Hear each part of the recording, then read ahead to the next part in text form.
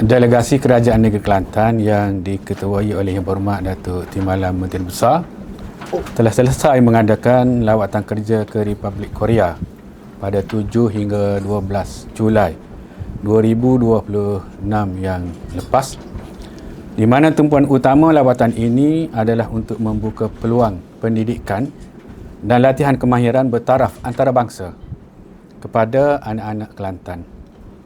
Hasil lawatan ini telah termeterai memorandum persefahaman di antara Yayasan Islam Kelantan dengan Dong Yang Miri University.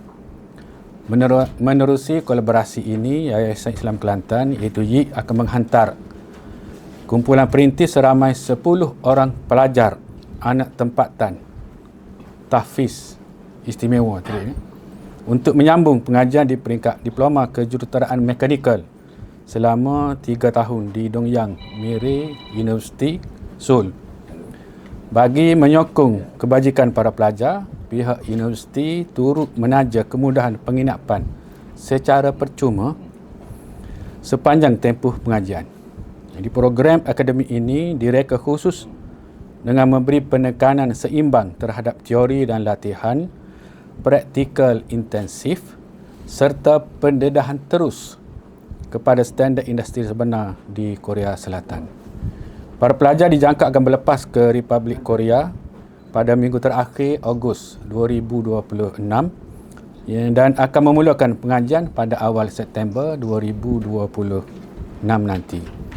Selain itu, memorandum persefahaman ini juga turut dimeterai antara Yayasan Islam Kelantan dengan Korea Aviation Technical Academy iaitu KATA. Kerjasama ini memberi tumpuan kepada pendidikan dan latihan teknikal dalam bidang penyelenggaraan pesawat. Jadi pelajar ini akan terus ke kilang untuk praktikal untuk baik pulih pesawat. Bagi menjamin kesinambungan akademik jangka panjang, delegasi juga turut mengadakan tinjauan serta perbincangan strategik bersama pihak Hanyang University Erika. Langkah proaktif ini diambil bagi meneroka peluang dan menyediakan laluan terus bagi pelajar Kelantan menyambung pengajian ke peringkat ijazah sarjana muda sejurus menamatkan diploma mereka di Dong Yang Miri University. Berapa kos tajaan? Kos tajaan lebih kurang 130,000 untuk 3 tahun. Seorang.